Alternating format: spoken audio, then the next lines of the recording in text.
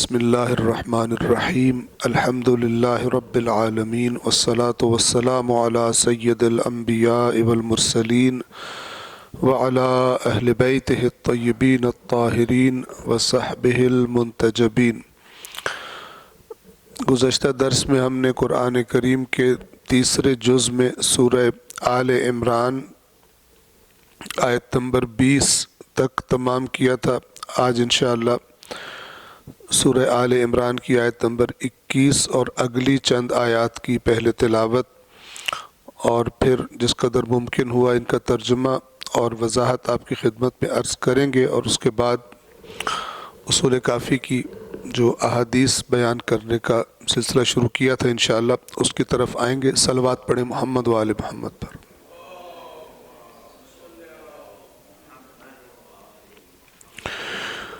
اعوذ باللہ من الشیطان الرجیم، بسم اللہ الرحمن الرحیم۔ ان الذين يكفرون بآيات الله ويقتلون النبيين بغير حق ويقتلون الذين يأمرون بالقسط من الناس فبشرهم بعذاب أليم۔ أولئك الذين حبطت أعمالهم في الدنيا والآخرة وما لهم من ناصرين۔ ألم تر إلى الذين أوتوا نصيبا من الكتاب يدعون إلى كتاب الله ليحكم بينهم ثم يتولى فريق منهم وهم معرضون۔ ذلك بأنهم قالوا لن تمسنا النار إلا أياما معدودات وغرهم في دينهم ما كانوا يفترون۔ فكيف إذا جمعناهم ليوم لا ريب فيه ووفيت كل نفس ما كسبت وهم لا يظلمون۔ قل اللهم مالك الملك تؤتي الملك من تشاء وتنزع الملك ممن تشاء وتعز من تشاء وتذل من تشاء بيدك الخير إنك على كل شيء قدير۔ تولج الليل في النهار وتولج النهار في الليل وتخرج الحي من الميت وتخرج الحي من الميت وتخرج الميت من الحي وترزق من تشاء بغير حساب۔ صدق اللہ العلی العظیم۔ صلوات پڑھے محمد و آل محمد۔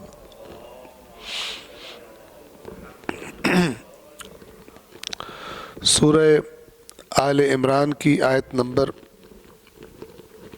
21 سے ہم نے شروع کرنا ہے، لیکن میں آیت نمبر 19 اور 20 کے ترجمے کی تکرار کر کے انشاءاللہ آگے بڑھوں گا۔ آل عمران آیت نمبر 19۔ اللہ کے نزدیک دین صرف اسلام ہے، اور جنہیں کتاب دی گئی انہوں نے علم حاصل ہو جانے کے بعد آپس میں زیادتی کی وجہ سے اختلاف کیا، اور جو اللہ کی نشانیوں کا انکار کرتا ہے تو بے شک اللہ اس سے جلد حساب لینے والا ہے۔ آیت نمبر 20۔ اے رسول، اگر یہ لوگ آپ سے جھگڑا کریں تو ان سے کہہ دیجئے میں نے اور میری اتباع کرنے والوں نے تو اللہ کے آگے سر تسلیم خم کیا ہے۔ یہی اسلام کا معنی ہے جو اوپر آیا کہ ان الدین عند اللہ الاسلام، سر تسلیم خم کر دینا، فرما بردار ہو جانا۔ اور پھر اہل کتاب اور ناخواندہ لوگوں سے پوچھئے کیا تم نے بھی تسلیم کیا ہے؟ اگر یہ لوگ تسلیم کر لیں تو ہدایت یافتہ ہو جائیں، اور اگر منہ موڑ لیں تو آپ کی ذمہ داری تو صرف پیغام پہنچا دینا ہے، اور اللہ اپنے بندوں پر خوب نظر رکھنے والا ہے۔ صلوات پڑھے محمد و آل محمد۔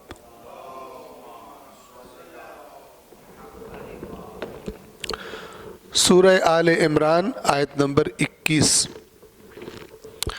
ان الذین یکفرون بآیات اللہ، بے شک وہ لوگ کہ جو اللہ کی آیات کا کفر کرتے ہیں، انکار کرتے ہیں، نہیں مانتے، وَيَقْتُلُونَ النَّبِيِّينَ بِغَيْرِ حق، اور قتل کرتے ہیں نبیوں کو ناحق۔ عام آدمی کا قتل ناحق بھی بہت بڑا جرم ہے، کجا یہ کہ کسی نبی کو ناحق قتل کر دینا۔ یہ اشارہ ہے اس کام کی طرف جو بنی اسرائیل حضرت موسیٰ علیہ السلام کے بعد آنے والے انبیاء کے ساتھ ایک بڑی تعداد کے ساتھ کیا کرتے تھے۔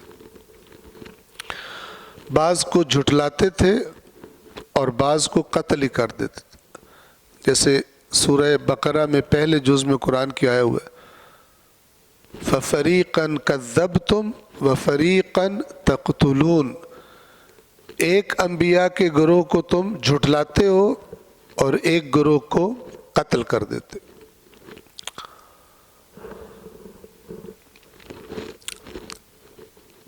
توجہ کیجئے، یہ قتل انبیاء کس چیز کا نتیجہ ہے؟ اللہ کی آیات کے انکار کا، اور جو ہم کفر کا معنی آپ کو کئی مرتبہ بیان کر چکے۔ یہ دو طرح کا ہے اور یہ دونوں انبیاء کے مخالف ہوتے ہیں۔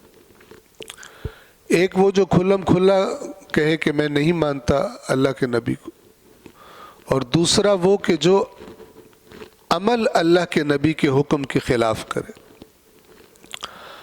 عمل میں کفر کرے۔ یہ اسی سورہ آل عمران میں آیت نمبر 31 میں انشاءاللہ آ جائے گا، جو ہم پہلے بیان کرتے بھی رہتے ہیں کہ فرمایا اے رسول کہہ دیجئے اللہ اور رسول کی اطاعت کرو، تو اگر یہ پھر جائیں تو اللہ کافروں کو پسند نہیں کرتا۔ اطاعت نہ کرنا قرآن مجید اسے بھی کفر سے تعبیر فرماتا ہے۔ یقیناً جو لوگ اللہ کی آیات کا انکار کرتے ہیں اور نبیوں کو بغیر حق یعنی ناحق قتل کرتے ہیں، وَيَقْتُلُونَ الَّذِينَ يَأْمُرُونَ بِالْقِسْطِ مِنَ النَّاسِ، انبیاء کے بعد ایک ایسے گروہ کا ذکر کیا کہ انہیں بھی یہ لوگ قتل کرتے تھے۔ انبیاء کے بعد ایک ایسے گروہ کا ذکر کیا کہ جن کا راستہ بالکل وہی انبیاء والا راستہ، جو کام انبیاء کرتے تھے وہ یہ بھی کرتے۔ اسے غور سے سنیے گا، آج بہت زیادہ مسلمانوں کے ذہن میں اسلام کا یہ تصور ہی نکل گیا ان کے ذہنوں سے، اور اسلام کچھ انفرادی عبادات، کچھ اجتماعی رسومات کا مرکب بن کے رہ گیا ان کے ذہنوں میں، جبکہ قرآن کا اسلام جو حقیقی اسلام ہے وہ کیا کہتا ہے کہ معاشرے کو عادلانہ بنانے کے لیے، معاشرے میں عدل اور انصاف کو حاکم کرنے کے لیے ہر ایک کو کوشش کرنی۔ اگر کوئی خود کو انبیاء کا پیروکار کہلوانا چاہتا ہے، باقی افسانہ ہے دین کے نام پر، تو اللہ فرما رہا ہے جو اللہ کی آیات کا انکار کرتے ہیں، نبیوں کو ناحق قتل کرتے ہیں، اور ان لوگوں کو قتل کرتے ہیں کہ جو وَيَقْتُلُونَ اور قتل کرتے ہیں الَّذِينَ ان لوگوں کو کہ جو يَأْمُرُونَ بِالْقِسْطِ جو عدل اور انصاف کا امر کرتے ہیں، جس کو کبھی قرآن امر بالمعروف بھی کہتا ہے۔ معروف میں تو تمام نیکی ہے، لیکن یہاں پر یہ نہیں فرمایا ان کو قتل کرتے ہیں جو امر بالمعروف کرتے ہیں، بلکہ معروف کی اہم ترین چیز کہ وہ امر کرتے ہیں بالقسط۔ قسط کا معنی ہم آپ کو بتا چکے، قسط اس حصے کو کہتے ہیں، اس حق کو کہتے ہیں جو عادلانہ طریقے سے انسان کو ملتا ہے، عدل کے نتیجے میں انسان کو ملتا ہے۔ یعنی ایک ایسا معاشرہ قائم کرنے کا امر کرتے ہیں یہ لوگ کہ جس میں تمام انسانوں کو ان کے جائز حقوق، ان کے عادلانہ حقوق میسر ہو۔ جو بھی نظام، جو بھی حکومت اس معاشرے میں ہو، اس کا کام کیا ہو کہ عوام کو، رعایا کو جو بھی ان کے بنیادی حقوق ہیں وہ ان کو میسر ہوں، ان کو ملیں۔ تو اللہ فرما رہا ہے یہ کام تو بڑا اچھا ہے، لیکن کچھ لوگ ہیں جو یہ کام کرنے والوں کے دشمن اور مخالف ہیں، انہیں قتل کر دیتے، جیسے امام حسین علیہ السلام کو قتل کر دیا۔ امام حسین علیہ السلام کا جو شعار تھا، جو نعرہ تھا، وہ یہی تھا، ارید ان آمر بالمعروف وانہی عن المنکر، میں امر بالمعروف کرنا چاہتا ہوں اور نہیں عن المنکر کرنا چاہتا ہوں۔ اب تو بہت سارے لوگوں نے امام حسین کو بس ایک سننے والی داستان اور سن کے رونے تک محدود کر دیا۔ یہ خیانت کی گئی ہے، اس عظیم قربانی کے ساتھ خیانت کی گئی، امام حسین کے اور ان کے ساتھیوں کے خون کے ساتھ خیانت کی گئی ہے کہ جب محافل میں زور و شور کے ساتھ کربلا بیان ہو رہی ہو لیکن معاشرتی ظلم کے خلاف کوئی جذبہ پیدا نہ ہو رہا ہو سننے والوں میں، یہ بتانے والے کی مکاری ہے اور یہ بتانے والے کی خیانت ہے کہ جس کا اللہ کی بارگاہ میں جواب دینا پڑے گا۔ یہاں پہ آپ دیکھیں قرآن انبیاء کے ساتھ کنہیں مینشن کر رہا ہے؟ جو عادلانہ معاشرے کے لیے قیام کرتے ہیں۔ اور ہم پہلے بھی آپ کو عرض کرتے رہتے ہیں، دروس قرآن میں بالعموم بھی عرض کرتے ہیں، یہ دیکھیے ایک صلوات پڑھیں محمد و آل محمد پر۔ انبیاء کا راستہ کیا ہے؟ یہ سورۃ الحدید آیت نمبر 35، آیت نمبر 25، معذرت، سورۃ الحدید آیت نمبر 25 ہے۔ لَقَدْ أَرْسَلْنَا رُسُلَنَا بِالْبَيِّنَاتِ، یقیناً ہم نے اپنے رسولوں کو بھیجا واضح نشانیوں کے ساتھ، وَأَنزَلْنَا مَعَهُمُ الْكِتَابَ وَالْمِيزَانَ، اور ان کے ساتھ ہم نے نازل کی کتاب اور میزان۔ میزان یعنی حق اور باطل کو پرکھنے کا نظام، صحیح اور غلط، کس کا کیا حق بنتا ہے، عدل کیا ہے، انصاف کیا ہے۔ اب توجہ کیجیے، یہ قرآن کی ایسی گواہی ہے جسے کوئی جھٹلا نہیں سکتا، اور اسی کے تناظر میں دیکھیں انبیاء کے پیروکار کون ہوں گے، نہ کہ چند رسومات ادا کر دینے والے اور دعوی محبت کر لینے والے۔ اور اللہ تعالیٰ فرما رہا ہے کہ ہم نے اپنے رسولوں کو جو معجزات دیے، ان کے ساتھ کتاب نازل کی، میزان نازل کیا، یہ سب کس لیے تھا؟ لِيَقُومَ النَّاسُ بِالْقِسْطِ، تاکہ لوگ عدل و انصاف پر قائم ہو جائے۔ قسط یعنی منصفانہ طور پر جس کا جو حق بنتا ہے، حقوق بنتے ہیں، وہ اس کو ملے۔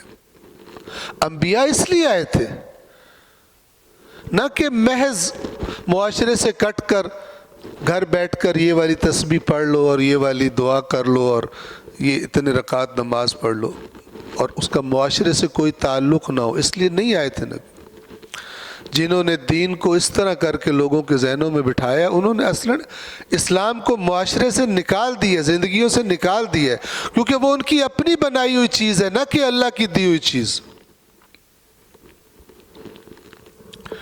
اللہ نے تو پورا نظام دیا تھا، اس نظام پر عمل وہ نتائج دے گا جو اللہ نے وعدہ کیا، چاہے وہ نتائج اس دنیا کے ہوں، چاہے وہ نتائج آخرت کے ہوں۔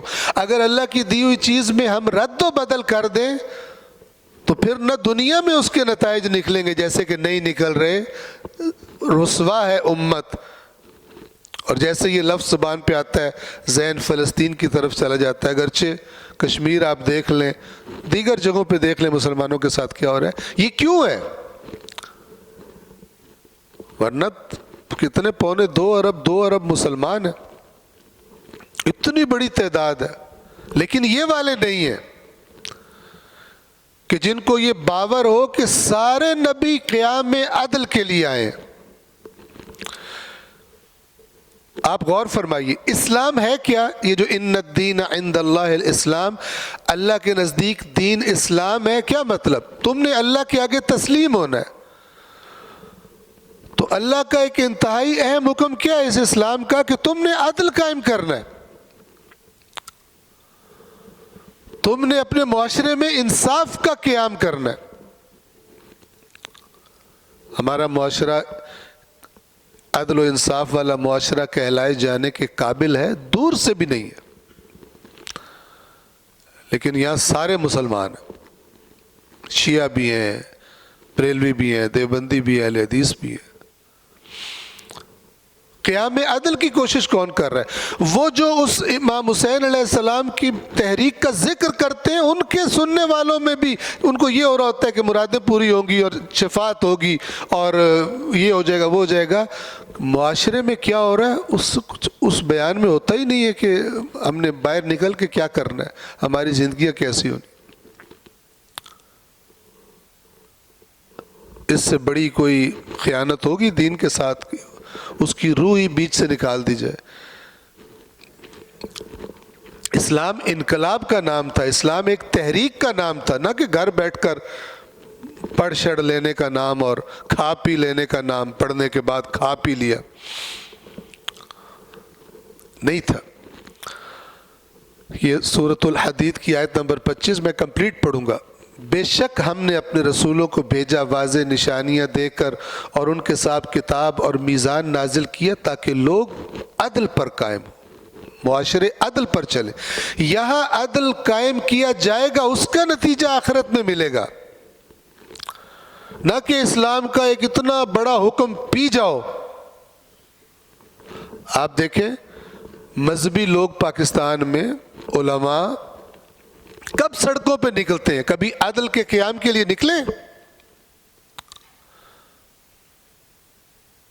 نہیں. خاص ایشوز ہیں جن کی وجہ سے ہر مسلک کے علماء کے کچھ خاص ایشوز ہیں جن پر نکل آنا ہے. جو مسلک، اس مسلک کا کوئی حساس معاملہ ہے اور جو پورے اسلام کا حساس معاملہ ہے، عدل، اس کے لیے کوئی نہیں نکلتا. تو بنی اسرائیل نے کیا کیا؟ انہوں نے بھی یہی کیا ہوا تھا، ان کے علماء نے بھی یہی کیا تھا. اصل حضرت موسیٰ، حضرت عیسیٰ کا اصل دین وہ داستان ہو گیا بھولی ہوئی، اور قومیں اپنی انہوں نے کرپٹ کر دی. جنت انہیں کنفرم کر کے ان کی جیبوں میں ڈال دی، جنت تمہاری ہے فلان. تبھی تو ان کو رسول اللہ پسند نہیں آئے تھے، چونکہ وہ تو یہ والی باتیں کرتے تھے. تو انہوں نے بھی کہا ہوگا ہم تو جنت میں کنفرم جا رہے ہیں، یہ کہہ رہے ہیں عدل قائم کرو گے تو جنت میں جاؤ گے. یہ غلط بات کرتا ہے. کتنا اہم ہے یہ بات کہ دین کے نام پر جو معلومات میں نے بچپن سے سن کے ذہن میں بنائی ہیں وہ میچ کرتی ہیں کہ نہیں قرآن سے. قرآن نے جس کو بہت اونچا اٹھا کے بات موضوع کو بیان کیا ہے، وہ مجھے جو دین پتہ ہے اس میں اس کی جگہ ہی کوئی نہیں ہے. مجھے تو چھوٹے چھوٹے کاموں پر پتہ نہیں لاکھوں کروڑوں سالوں کی باتوں کے ثواب مل رہے ہوتے ہیں. تو یہ والے کام کون کرے گا آگے؟ یہ والے کام کس نے کرنے؟ مجھے یاد نہیں ہے، میں نے 1-2 جگہ پر ایک چھوٹا سا جوک سنایا تھا یہ بات سمجھنے کے لیے کہ یہ دیکھیں قیام عدل کے لیے امام حسین کیا کر رہے ہیں، رسول اللہ کیا زحمات اٹھا رہے ہیں. ائمہ اہل بیت پہ کیوں حکومتوں نے پابندیاں لگائی ہوئی تھی؟ کیوں ہر وقت زیر نظر تھے ان کے؟ انہیں پتا تھا کہ یہ کچھ خرابی کریں گے، ان کی نظروں میں خرابی کریں گے. جیسے فرعون کی نظروں میں موسیٰ فساد کرنے والے تھے. تو وہ اہم کام نکل گئے زندگیوں سے انہی کے ماننے والوں کی. اور چھوٹی چھوٹی باتوں پہ اتنے لمبے لمبے چوڑے ثواب. جس بندے کو کہا جائے کہ اگر تم یہ والی تسبیح پڑھو تمہیں 70 مجاہدوں کے جہاد کا ثواب ملے گا، اس کو کوئی کہے کہ جہاد کا ٹائم ہو گیا نکلو، اس کا دماغ خراب ہے، نکلے گا؟ وہ کہے گا میں تسبیح پڑھ کے 70 کا ثواب لے لوں، یہ بہتر ہے یا جا کر ایک جہاد کا ثواب لوں، یہ بہتر ہے. تو وہ جوک جو میں آپ کو عرض کر رہا ہوں، مجھے معلوم نہیں یہاں پہ میں نے پچھلے ہفتے سنایا یا نہیں سنایا، ظاہر نہیں سنایا لیکن سن لیں کہ یہ تھوڑے سے کام پہ اتنا ڈھیر ثواب، اور زیادہ زحمت کرنے سے ایک ثواب، لیکن تھوڑی سی کرنے سے بہت زیادہ ثواب. یہ اس کو کس نگاہ سے دیکھنا چاہیے؟ تو کہتے ہیں ایک دن جنگل میں شیر کو بھوک لگی ہوئی تھی،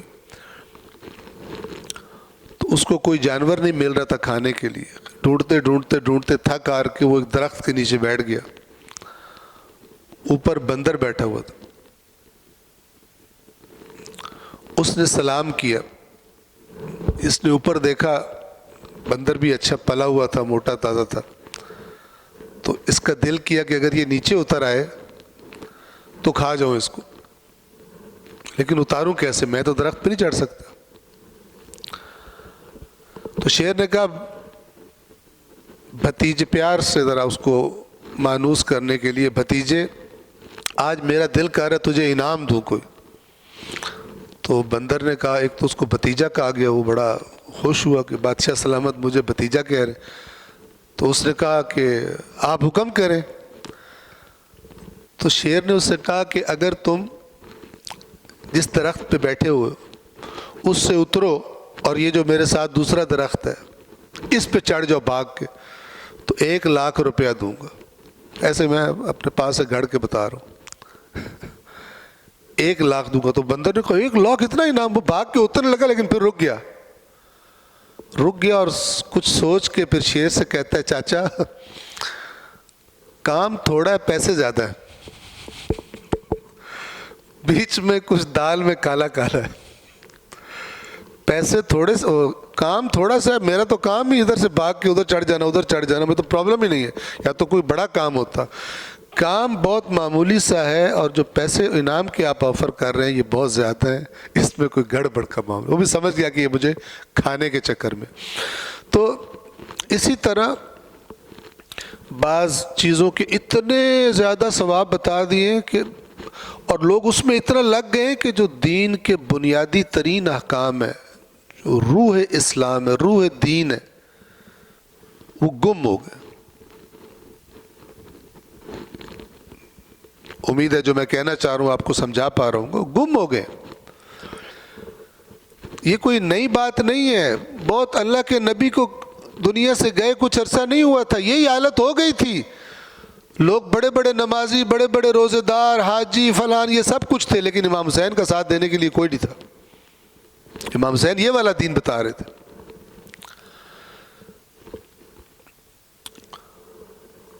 اور یہ جو حدید لوہے کو کہتے ہیں، اسی آیت میں وہ لفظ ہے. یہ حدید کا بھی ذکر کیوں آیا؟ اسی کے نام پہ سورہ حدید ہے. اللہ تعالیٰ فرما رہا ہے میں نے لوہا کس لیے نازل کیا؟ وَأَنزَلْنَا الْحَدِيدَ، اور ہم نے لوہا نازل کیا. فِيهِ بَأْسٌ شَدِيد، اس میں شدید سختی کا سامان ہے، جنگوں کا سامان ہے. وَمَنَافِعُ لِلنَّاسِ، اور لوگوں کے لیے دیگر منافع، فائدے بھی ہیں. لوہا کتنی چیزوں میں یوز ہوتا ہے. یہ تو نارمل بات. اگلی بات اللہ فرما رہا ہے یہ لوہا کس لیے نازل کیا ہے؟ وَلِيَعْلَمَ اللَّهُ، اور تاکہ اللہ جان لے، اللہ دیکھے. کس کو؟ مَن يَنْصُرُهُ وَرُسُلَهُ بِالْغَيْبِ، کون غیب پر ایمان رکھتے ہوئے اللہ اور اس کے رسولوں کی نصرت کرتا ہے، یعنی ہاتھ میں تلوار لے کر. ظاہر ہے کہ جب ایک ظالم معاشرے میں عدل کا نعرہ بلند کیا جائے گا تو وہ ظالم کیا پلیٹ میں رکھ کے دے دیں گے، آپ بہت اچھی بات کر رہے ہیں، ویری نائس، ہمیں اس سے پہلے نہیں پتا تھا، یہ آپ کو پلیٹ میں ہم گورنمنٹ دے رہے ہیں، آپ اپنا نظام میں عدل قائم کریں. کہاں کرتے ہیں؟ وہ تو پھر وہی کریں گے، یقتلون الناس یقتلون الذین یأمرون بالقسط من الناس، کہ جو لوگ امر بالقسط کرتے ہیں انہیں قتل کرتے ہیں. جو ہم آیت پڑھ رہے ہیں، آیت نمبر 21 سورہ آل عمران کی، جہاں سے ہم یہاں پر آئے اسی کی ساتھ یہ ملائی میں نے بات، کہ جب انبیاء آئیں گے اور وہ قیام عدل کے لیے کھڑے ہوں گے تو جو معاشرے کے آلریڈی حکمران ہیں، پہلے سے اسی ظالمانہ نظام کو چلا رہے ہیں، وہ ان کی جانوں کے دشمن ہو جائیں گے. پھر اللہ فرماتا ہے میں نے لوہا اس لیے نازل کیا تاکہ میں دیکھوں کون اللہ اور اس کے رسولوں کی مدد کرتا ہے، کسی دنیا کے لالچ میں نہیں، بالغیب. اللہ نے جو وعدے کیے ہیں اس غیب پر ایمان رکھتے ہوئے.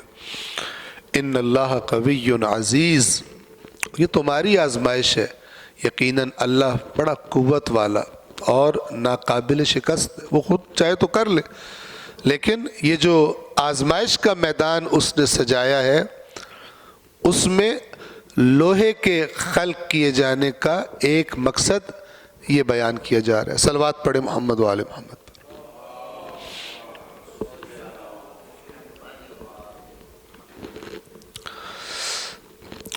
واپس آتے ہیں ہم آیت نمبر 21 کی طرف سورہ آل عمران کی. پس موضوع کیا ہے؟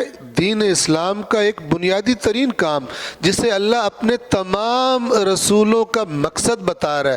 کتابوں کے نزول کا مقصد، معجزات دیے جانے کا مقصد کیا؟ تاکہ لوگ انصاف، عدل و انصاف پر قائم زندگی گزارے.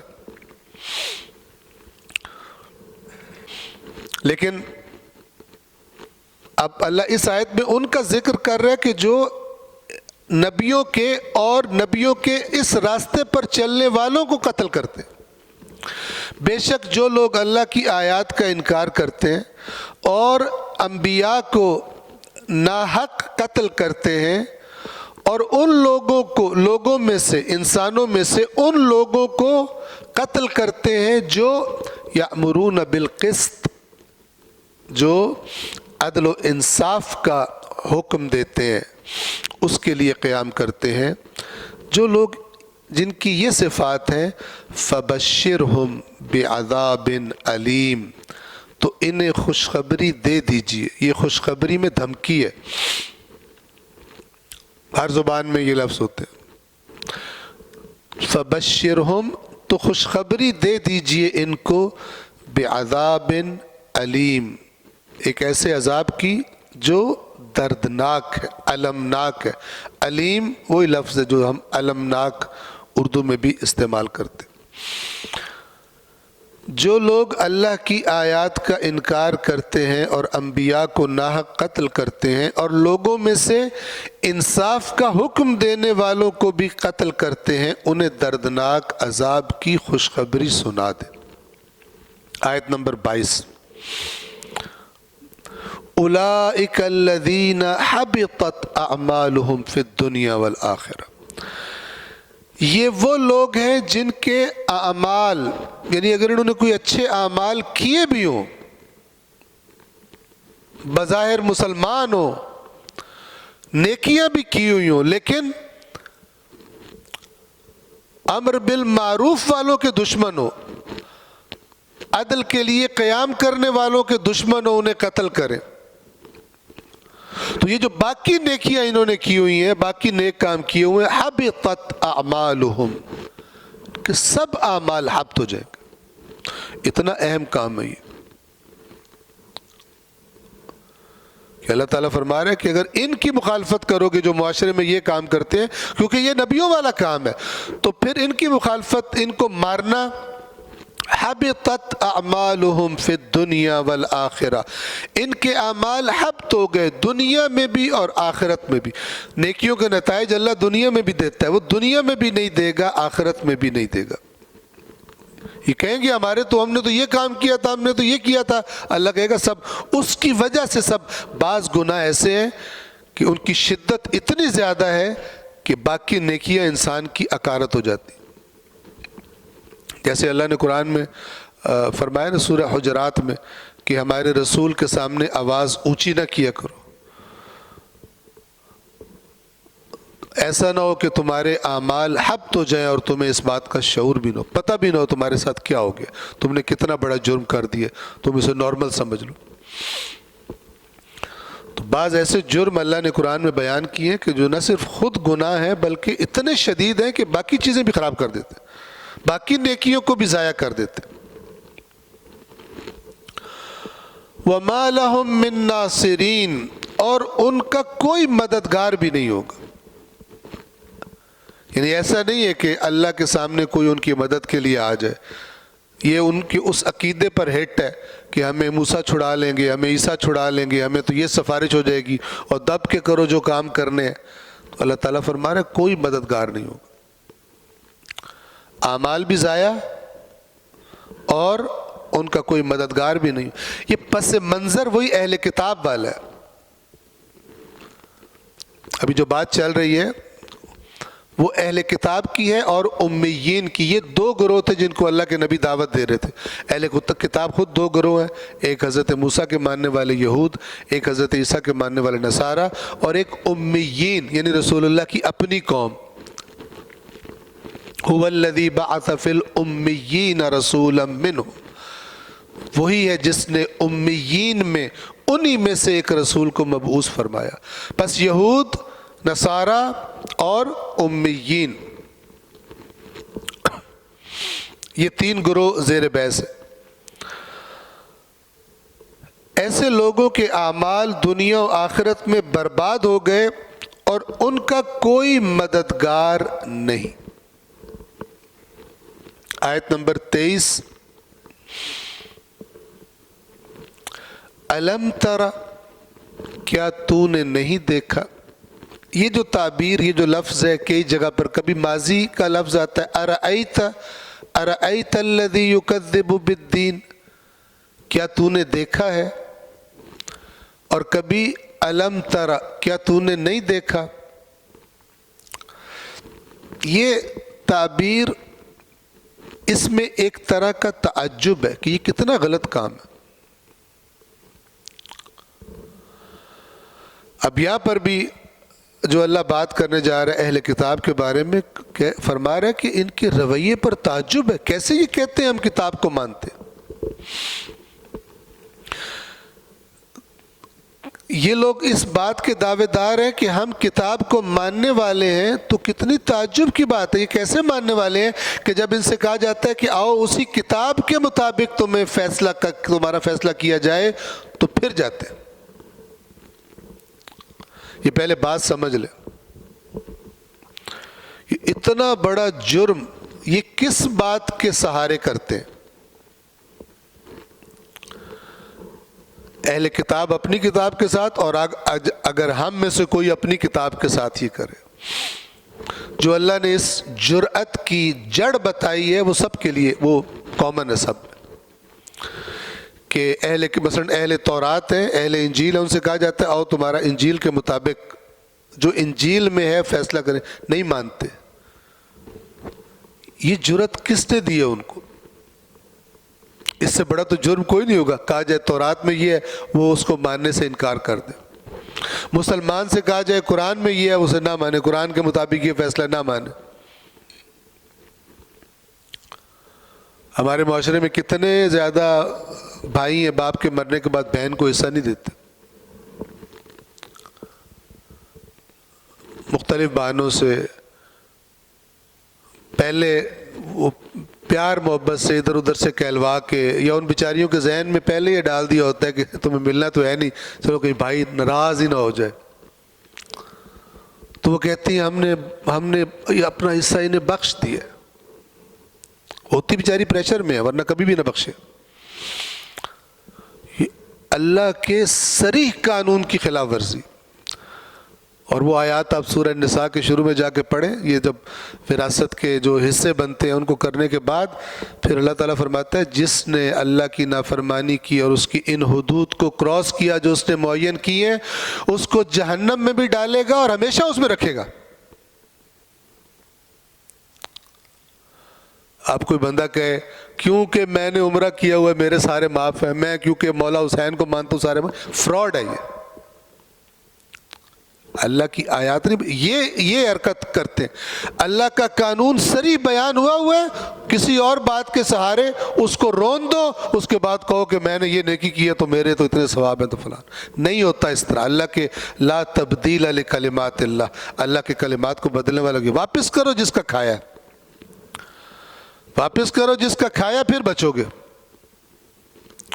اللہ تعالیٰ فرماتا ہے یہ سورہ نساء میں، یوصیکم اللہ فی اولادکم، اللہ تمہیں وصیت کرتا ہے تمہاری اولادوں کے بارے میں، للذکر مثل حظ الانثیین، لڑکے کے لیے 2 لڑکیوں کے برابر ہے، یعنی لڑکے کا جو حصہ ہوگا وراثت میں اس کا آدھا ہوگا ایک لڑکی کا، 2 لڑکیوں کا حصہ ایک لڑکے کے برابر ہوگا۔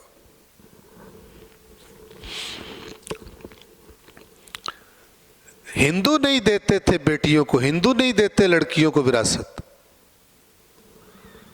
ہندو ہے جو یہ کام کرتا ہے، غلط کہتا ہے کہ میں مسلمان ہوں۔ یہ اہل کتاب اللہ بتا رہا ہے کہ تعجب ہے ان پر کہ جنہیں کتاب دی گئی ہے ان سے کہا جاتا ہے آؤ اللہ کی کتاب کے مطابق فیصلہ کریں، پھر جاتے ہیں۔ کیوں پھرتے ہیں؟ ان کو ایک، جسے میں چوسنی کہتا ہوں، ان کو چوسنی ایک منہ میں دی ہے ان کے عالموں نے، اور وہ چوسنی یہ ہے کہ تم اگر جہنم میں گئے بھی تو کچھ دنوں بعد آ جاؤ گے۔ کہا تو چلو کوئی بات۔ یہاں پہ قرآن یہ ان کی اتنی بڑی جسارت، کتاب کے قانون کو توڑ دینا، اللہ کی کتاب کے قانون کو، جس کو اپنی کتاب مانتے ہیں۔ کیوں توڑتے ہیں؟ اللہ تعالیٰ فرماتا ہے اس لیے کیونکہ یہ اس بات کے قائل ہیں، ان کا عقیدہ یہ بن گیا کہ ہمیں جہنم کی آگ گنتی کے مخصوص دنوں سے زیادہ نہیں چھو سکتی۔ اور پھر اللہ فرماتا ہے یہ جو دین میں انہوں نے گھڑا، اس نے انہیں دھوکے میں ڈال دیا۔ تمہیں کس نے کہا تم کچھ دن رہو گے واپس آؤ گے؟ جو انہوں نے دین میں افتراء کیا، اس افتراء نے ان کو دھوکہ دے دیا۔ گھڑی ہوئی بات پہ لگ کے اللہ کی کتاب کے سامنے کھڑے ہو گئے، اللہ کے قانون کے سامنے کھڑے ہو گئے، کہتے ہیں ہم نے کر بھی جو بھی ہو، ہم نے آنا تو جنت میں ہی ہے واپس، تو یہاں پہ جو موجیں کرنی ہے کر لو۔ یہ دین کے ساتھ مذاق کر دیا انہوں نے۔ آج ہم لوگ بھی یہی کرتے ہیں، ہمارا معاشرہ بھی اس میں یہ دکھائی دیتا ہے۔ آیت نمبر 23 اور 24 کا میں نے آپ کو نچوڑ بیان کیا، اب ذرا سن لیجئے۔ الم تر، کیا تو نے نہیں دیکھا، الی الذین، ان لوگوں کی طرف، یعنی ان لوگوں کو نہیں دیکھا، اوتو نصیبا من الکتاب، جنہیں کتاب کا ایک حصہ کتاب میں سے نصیب دیا گیا، یدعون الی کتاب اللہ، دعوت دی جاتی ہے انہیں اللہ کی کتاب کی طرف، لِيَحْكُمَ بَيْنَهُمْ، تاکہ وہ کتاب ان کے درمیان حکم کرے، فیصلہ کرے۔ ثُمَّ يَتَوَلَّى فَرِيقٌ مِّنْهُمْ وَهُمْ مُعْرِضُونَ، تو اس کے بعد ان میں سے ایک گروہ پھر جاتا ہے اور منہ موڑ لیتے ہیں۔ 24، یہ کیوں ایسا ہے، یہ رویہ کیوں ہے؟ ذَلِكَ بِأَنَّهُمْ، یہ اس لیے ہے کہ یہ لوگ قالو کہتے ہیں، لن تمسنا النار الا ایاما معدودات، ہرگز نہیں چھو سکتی آگ ہمیں نہیں چھوئے گی مگر ایامن، یوم کی جمع، معدودات، معدود کہتے ہیں جس کو گنا گیا ہو، گنتی کے دن، معین دنوں کے علاوہ آگ ہمیں نہیں چھوئے گی۔ اللہ کہہ رہے اسی عقیدے نے تمہارا بیڑا غرق کیا ہے کہ تم بڑی بڑی کرپشنز کرتے ہو، اور آج یہ عقیدہ مسلمانوں میں بھی بڑے صحیح طریقے سے رائج ہے۔ آنا تو ہم نے جنت میں ہی ہے۔ آدھی روایات کی بات کو اٹھا لیا، باقی آدھی روایات جس نے وضاحت کی اس کو پی گئے بتانے والے، چونکہ یہ والی نعرہ ساز روایات ہے، اس سے بڑی داد ملتی ہے، ان روایات سے داد نہیں ملتی، انہیں پی جاؤ، ایسا میٹھا میٹھا بتاتے جاؤ اور کڑوا کڑوا جو ہے وہ نہ بتاؤ، اور وہ جو آدھے سچ کو پورا سمجھ کر لوگ پیچھے چل پڑے اس کے۔ اللہ تعالیٰ کنڈیم کر رہا ہے اس فکر کو، کہہ رہے ان کی اتنی بڑی گستاخی کا سبب یہ عقیدہ ہے کہ یہ کہتے ہیں ہم جہنم میں گئے بھی تو واپس آ جائیں گے، اتنی جرت ہوگی ان کو۔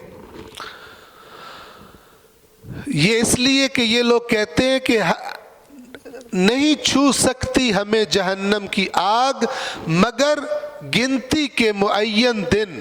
پھر اللہ فرماتا ہے وغرہم، اور دھوکہ دے دیا ان کو، فی دینہم، ان کے دین میں، ان کے دین کے بارے میں ان کو دھوکہ دے دیا. کس چیز نے؟ ما کانوا یفترون، جو یہ گھڑا کرتے تھے. دین کے نام پہ جھوٹی باتیں گھڑ کے لوگوں میں پھیلا دو، اس سے لوگ دھوکہ کھا جائیں گے. اس کو دین سمجھیں گے جو دین نہیں ہے، اس کو دین نہیں سمجھیں گے جو دین ہے. اور آپ دیکھیں ان پچھلی آیات، کدھر ہے امر بالمعروف، کدھر ہے؟ یہ ملک تو لیا ہی اسلام کے نام پہ گیا تھا. ابھی چند دن پہلے ایک سپیچ میں پاکستان کے آرمی چیف نے یہ کہا کہ اس دنیا میں 2 سلطنتیں دین کے نام پہ قائم ہوئی ہیں، ایک جو اللہ کے رسول نے قائم کی تھی اور ایک پاکستان. سبحان اللہ.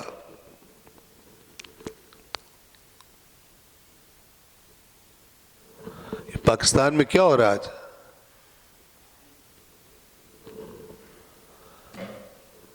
یعنی یہ سلطنت جو ہم نے قائم کی ہے یہ پیش کرنے کے قابل ہے دنیا کے.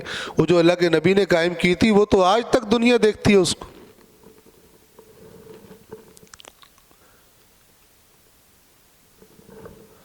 ایسا وہ نظریہ لے کر گئے تھے کہ جس ملک میں گئے انہوں نے اپنے دین چھوڑ دیے، اس دین کو اپنا لیا. آج امریکہ کتنا پیش رفتہ ہے، کتنی چمک دمک، لیکن کوئی کسی ملک میں اگر وہ لوگ چلے جائیں وہ قبول نہیں کرتے، کہتے نکلو یہاں سے. کیونکہ ظاہری چمک دمک طاقت ہونا اور بات ہے، اور انسان اعلیٰ انسانی صفات پر کا حامل ہونا اور عدل و انصاف کرنا اور اخلاق کی جو اعلیٰ اقدار ہے ان کا پاسدار ہونا، یہ اور بات ہے.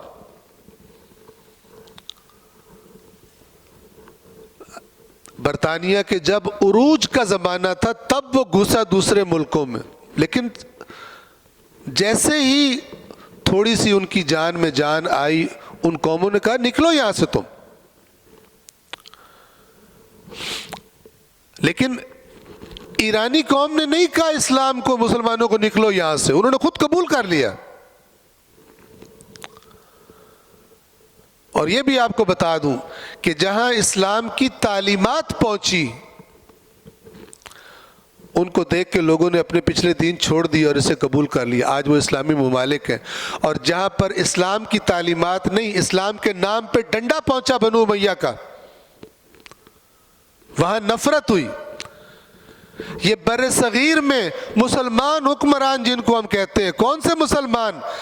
اگر مسلمان اپنے صحیح معنی میں مسلمان ہوتے تو یہ ہندو اپنا چھوڑ کے مسلمان ہو چکے ہوتے. ادھر کیوں نہیں؟ بلکہ نفرت ہے ان کو مسلمانوں سے. کیوں؟ بظاہر مسلمان کہلاتے ہیں لیکن حرکتیں مسلمانوں والی نہیں ہیں. اپنی عیاشیاں، اپنی موج مستی، جس کو دل کیا مار دو، جس کو دل کیا جس پہ چڑھ دوڑو.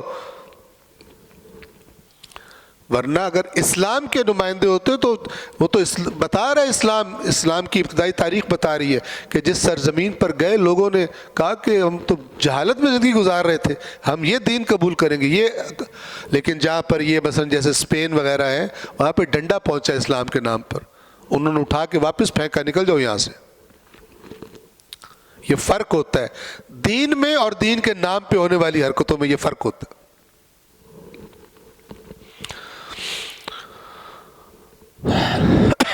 وغرہم فی دینہم ما کانوا یفترون. میں ان دونوں آیات کا ترجمہ آپ کے سامنے ریپیٹ کر دوں. آیت نمبر 23 اور 24 کا. آیت نمبر 23 میں فرمایا کہ آپ نے نہیں دیکھا کہ جنہیں کتاب کا ایک حصہ دیا گیا ہے انہیں کتاب خدا کی طرف بلایا جاتا ہے تاکہ وہ ان کے درمیان فیصلہ کرے، تو ان میں سے ایک فریق کج ادائی یعنی کج روی کرتے ہوئے منہ پھیر لیتا ہے.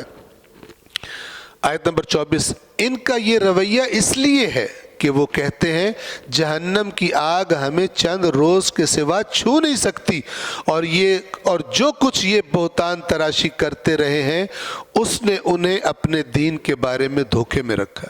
دین میں گھڑتے رہے نئی نئی باتیں، پھر سمجھتے ہیں یہی صحیح ہے، یہی عقیدہ ٹھیک ہے، جو ہم نے آپ کو پہلے روایات سنا چکے۔ کیوں فرمایا گیا قرآن کے خلاف کچھ قبول مت کرو؟ کیونکہ گھڑا جائے گا۔ بتانے والے تو ہدایت پر چلنے اور گمراہیوں سے بچنے کا فارمولہ بتا کر گئے، لیکن وہ لوگوں نے اس کو اتنا شاید اہم نہیں سمجھا۔ یہ میں آیت نمبر 23 کے نیچے جو حاشیہ ہے تاکہ مزید وضاحت ہو جائے وہ پڑھنے لگا ہوں تفسیر کوثر میں سے۔ خیبر کے یہودیوں میں زنا اور اس کی تعزیرات کا ایک مسئلہ پیش آیا تو انہوں نے رسول اللہ صلی اللہ علیہ وآلہ وسلم کی طرف رجوع کیا، تو حضور صلی اللہ علیہ وآلہ وسلم نے تورات کے حوالے سے شوہردار عورت کے ساتھ زنا کرنے کی تعزیر کے طور پر سنگساری کا حکم دیا، لیکن یہودیوں نے اس بات کے ثبوت کے باوجود کہ یہ فیصلہ تورات کے مطابق ہے اسے ماننے سے انکار کر دیا، جس پر یہ آیت نازل ہوئی۔ جن کو کتاب کا ایک حصہ دیا گیا ہے سے مراد اہل کتاب اور نصارہ ہیں، یعنی یہ یہود و نصارہ ہیں۔ اس سے دو باتیں واضح ہو جاتی ہیں۔ اول یہ کہ اہل کتاب کے پاس موجود تورات و انجیل میں سے کچھ حصہ اللہ کا کلام ہے، پوری نہیں، یہ کچھ حصہ جو کہا گیا یعنی کچھ کو انہوں نے چینج کر دیا، کچھ ضائع ہو گیا لیکن کچھ ابھی بھی ان کے پاس ہے۔ دوم یہ کہ جن آیات میں اوت الکتاب یعنی جنہیں کتاب دی کہا گیا ہے ان میں کتاب سے مراد کتاب کا ایک حصہ ہے۔ باقی جگہ پہ بھی قرآن جہاں پر کہتا ہے کہ جنہیں کتاب دی گئی اوورال کہہ دیتا ہے، لیکن یہاں پر گویا کہ وضاحت ہے کہ ساری کتاب ان کے پاس موجود نہیں ہے، لیکن جو موجود ہے انہیں پتہ ہے اللہ کی کتاب ہے، اس کے مطابق بھی فیصلہ نہیں کرتے، لیکن ہے پھر بھی پکے جنتی، کہتے ہیں ہم نے جنت میں ضرور جانا ہے۔ تو یہ ایک خلاصہ ہے کہ کس طرح لوگ دین کے نام پر اور چیزیں بنا کر اسے دین سے اپنے نبیوں سے منسوب کر کے گمراہی کی طرف چل پڑتے ہیں۔ صلوات پڑھیں محمد و آل محمد پر۔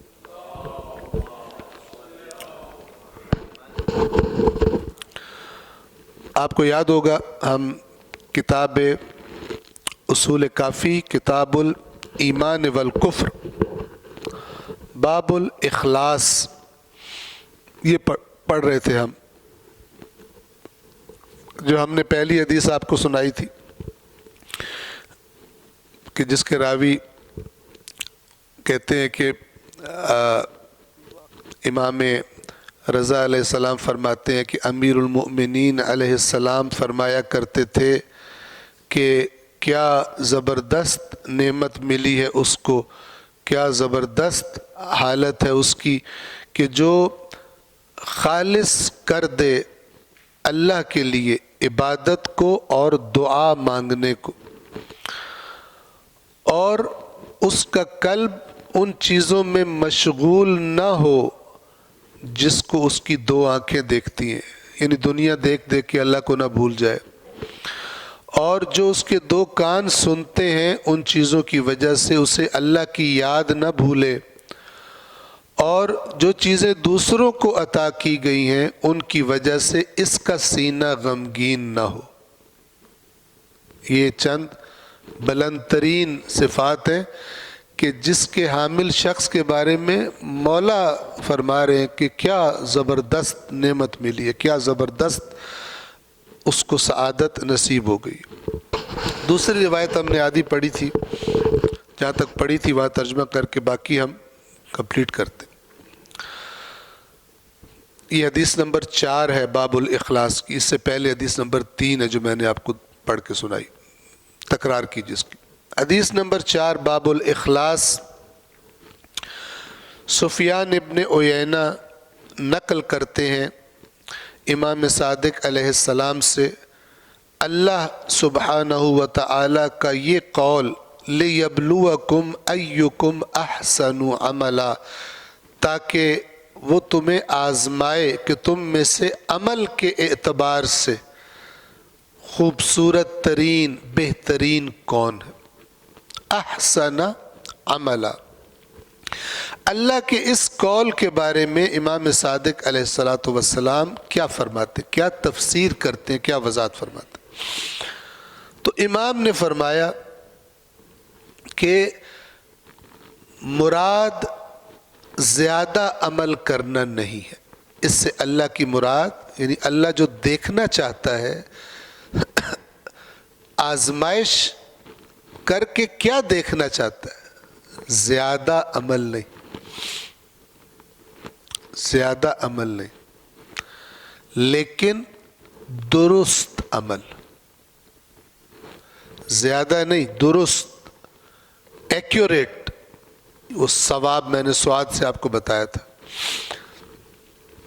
اس کا معنی سمجھنے کے لیے میں مثال دے دوں کہ فرض کریں تیر اندازی کا مقابلہ ہو رہا ہو، تو جب کسی کا تیر بالکل ایک ذرہ برابر بھی نشانے سے نہ چوکے اور صحیح جگہ پر بالکل صحیح نشانے پر جا کے لگے، تو اس کے لیے بھی یہ لفظ استعمال ہوتا ہے۔ اسی طرح جس بندے کی بات بالکل درست ہو اس کے لیے بھی یہ استعمال ہوتا ہے۔ تو امام فرما رہے ہیں زیادہ عمل نہیں مراد، بلکہ بالکل ٹھیک عمل، درست عمل، اس میں کمی کوئی نہ ہو،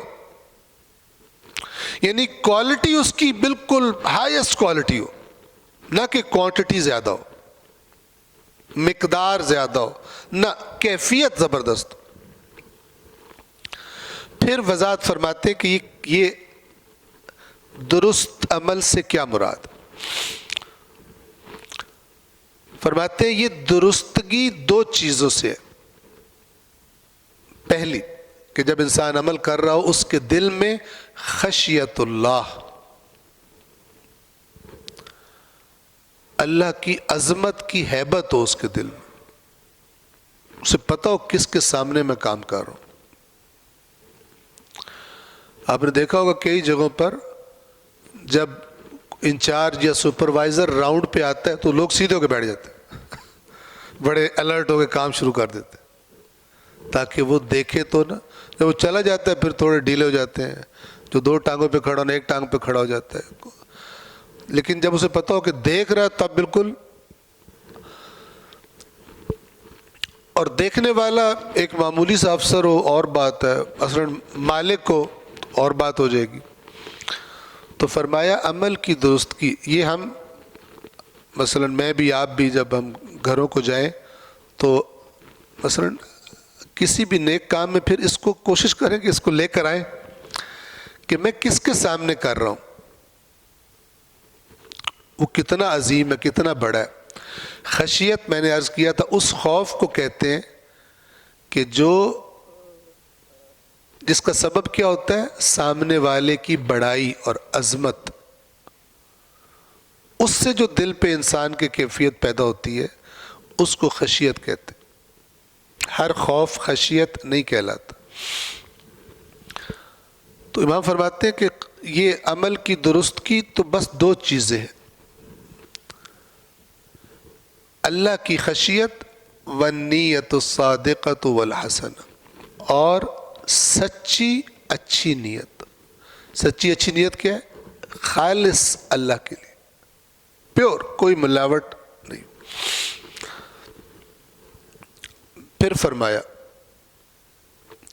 ثم قال، پھر امام نے فرمایا الابقاء علی العمل حتی یخلص اشد من العمل، ایک عمل پر باقی رہنا، باقی رہنے سے مراد یہ نہیں ہے کہ جیسا پہلے دن کیا تھا ویسے ہی کرتے رہنا اینڈ تک، نہیں، لگے رہنا، کوشش کرتے رہنا یہاں تک کہ وہ پیور ہو جائے، خالص ہو جائے۔ جیسے فرض کریں کوئی دھات ہے جس کے اندر چیزیں اور بھی ملی ہوئی ہیں، اس کو پیور کرنا، تو وہ پیور کرنے والا لگا رہے، طریقے تجربات کرتے اتنی محنت کرے کہ آخر ایک دن اسے پیور کر لے، یہ مراد ہے۔ یا جیسے کام سیکھنے والے استاد جاتے ہیں، کام سیکھنے لگتے ہیں، کوئی سیکھتے محنت کرتے ایک دن آتا ہے کہ استاد اسے کہتا ہے کہ اب تو پورا سیکھ گیا۔ اب استاد بھی داد دیتا ہے اس کا کہ کیا تو نے زبردست کام کر دی، یہ اس کی مراد ہے۔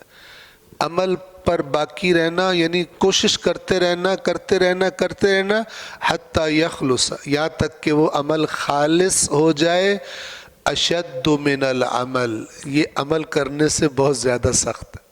عمل تو کر رہے ہوتے ہیں لوگ، لیکن وہ جیسی ڈھیلی ڈالی نماز ہے، جیسا ڈھیلا ڈالا روزہ ہے، ہر سال ہر روز وہی روٹین چلی ہوئی ہے، کوئی محنت نہیں کر رہا اسے میں مزید پالش کروں، اس میں نکھار لاؤں اور پسندیدہ بنا کے اللہ کے سامنے پیش کروں، بادشاہ کے سامنے پیش کروں، اسے پسند آئے، یہ فرما رہے۔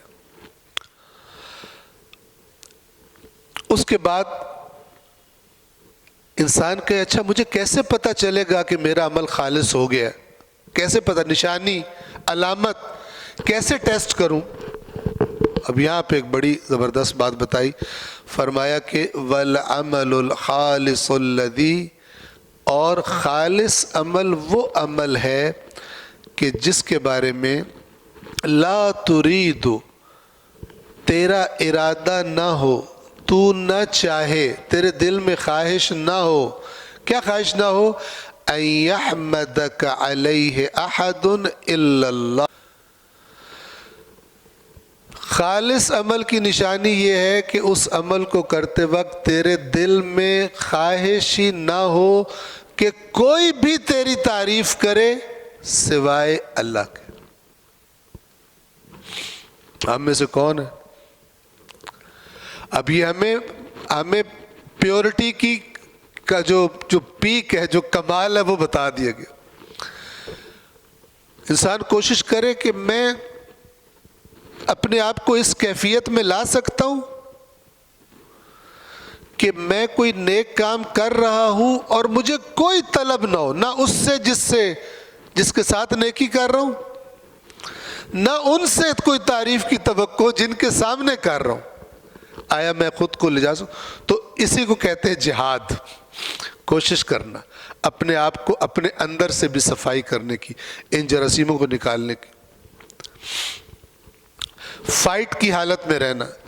کہ بعض اوقات انسان دیکھتا ہے نا کہ مجھے لوگ دیکھ رہے ہیں تو تھوڑا سٹائل اپنا چینج کرنے لگتا ہے، نہ کرے، پھر کہ جس طرح اکیلے میں اللہ کے سامنے کیا ہے نا، یہاں بھی اسی طرح کر۔ اگر وہ ٹھیک نہیں تھا، اللہ کو پسند نہیں آئے گا تو ٹھیک ہے، لوگوں کی نظروں میں بھی پھر تو گر، اور اگر تو لوگوں کی نظروں میں صحیح ہونا چاہتا ہے پھر اللہ کے سامنے تنہائی میں تو کیوں نہیں ایسا کرتا؟ اپنے نفس کو انسان وہ کرے کہ جیسا تنہائی میں ویسا ہی لوگوں میں، یہ نہیں کہ تنہائی میں اللہ کے سامنے کام تو کہہ رہا ہے میں قربتاً اللہ کر رہا ہوں، لیکن جب صرف اللہ ہو تب اور ہوتا ہے تو، اور جب اللہ کی مخلوق ہو تب تیرا رنگ اور ہو جاتا ہے۔ یہ ایکسیپٹیبل نہیں ہے، یہ اس رویے کو بدل، کوشش اور جہاد کرے بندہ۔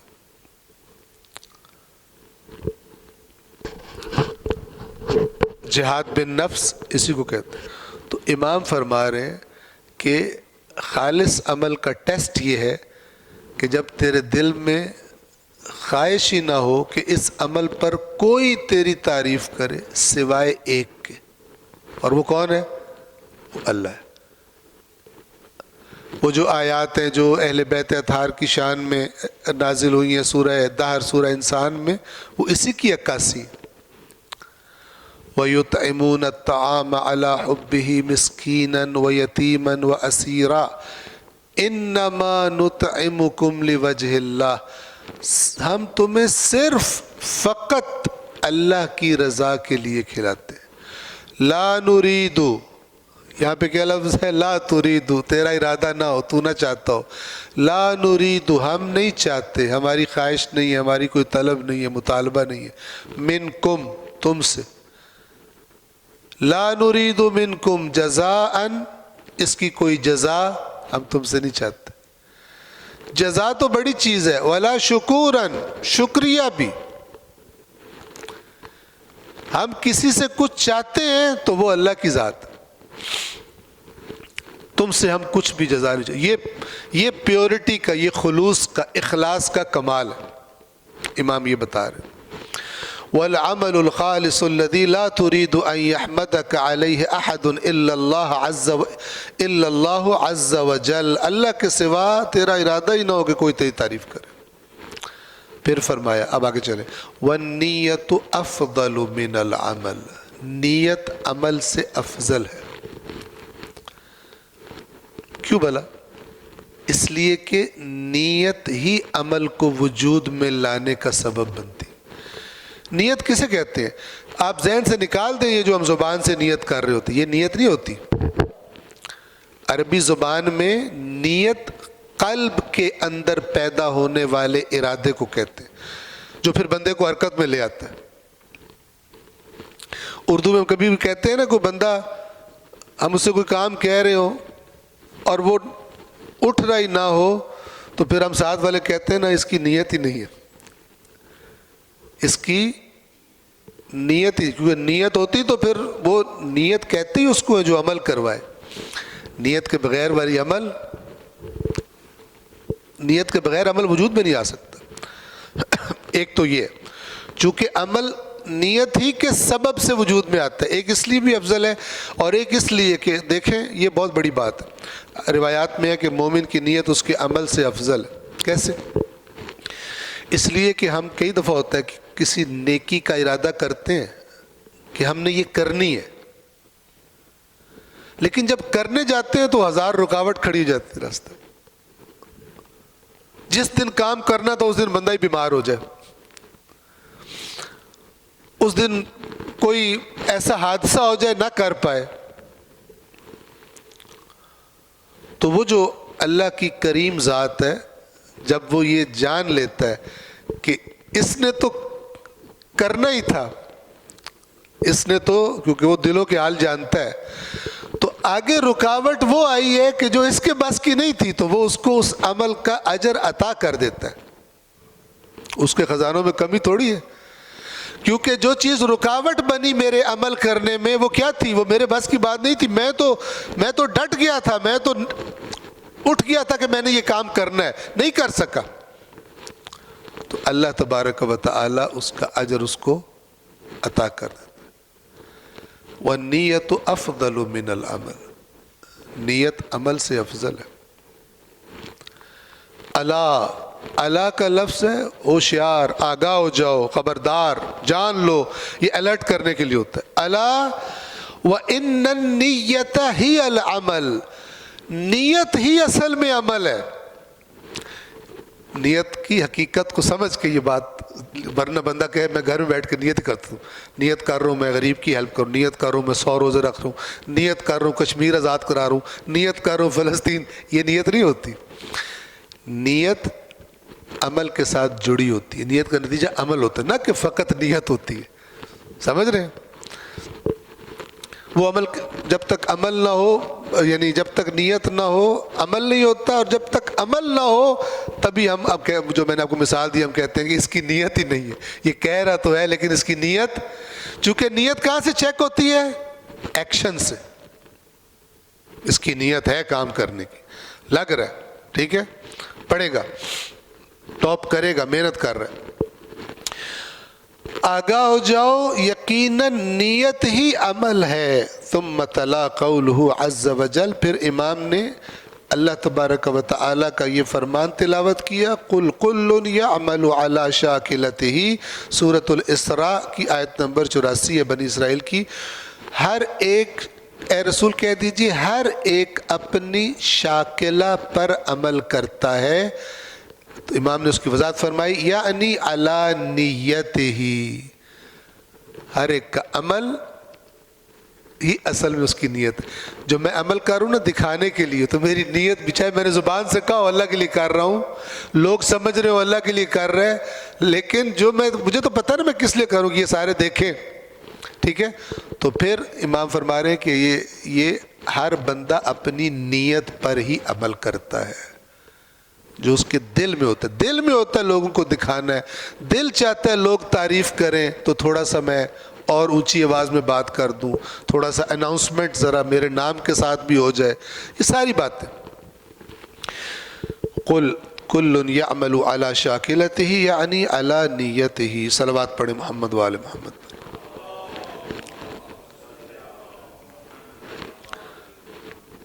5:15 ہو گئے، ہم درس کو یہیں پہ تمام کر رہے ہیں۔ باب الاخلاص کی آیت، روایت نمبر 4 ہم نے مکمل کر لی. میں جب تکرار کی پچھلی روایت بھی اور اس کا بھی جتنا حصہ پڑھا تھا، کیونکہ بہت ہی یعنی یہ ایسی چیزیں کہ جو جیسے کہتے ہیں نا ہمارے دین کی عمارت کی بنیاد میں، ہمارے اعمال کی ہر عمل کی بنیاد میں یہ چیزیں ہونی چاہیے. تو اس لیے میں نے تکرار بھی کیا اور جتنا میری توفیق تھی اس کی وضاحت کرنے کی بھی کوشش کی. کمی بیشی انشاءاللہ اللہ تعالیٰ معاف فرمائے. پروردگار عالم سے دعا ہے، پروردگار بحق قرآن کریم و بحق محمد و آل محمد ہم سب کو قرآن مجید کی آیات اور محمد و آل محمد کے فرامین پڑھنے کا شوق اور رغبت اور توفیق عطا فرما، اور اپنی اولادوں کی انہی کے مطابق تربیت کی توفیق عطا فرما. ایک ہمارے اس لیکچر میں ایک عزیز آتے ہیں، ان کی آج اینجیوگرافی ہے، انہوں نے پیغام بھجوایا تھا، تو سب مل کے دعا کرتے ہیں پروردگار عالم ہمارے اس عزیز کو اور دیگر مومنین کو شفائے کاملہ و عاجلہ عطا فرمائے. پر محمد و آل محمد صلوات.